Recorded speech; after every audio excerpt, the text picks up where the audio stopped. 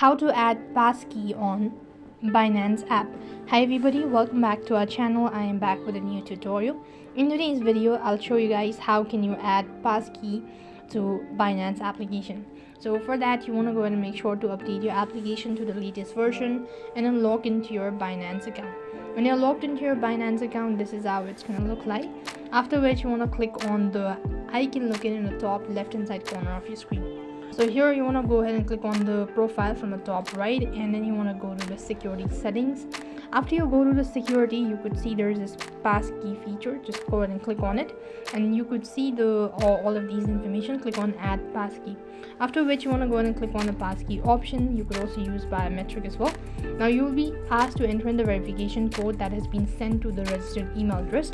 Now open up your Gmail and then check for the verification code that you've just received. So you can see this is the one. After which what you want to do is just copy the verification code and then paste it on the other fields right over here.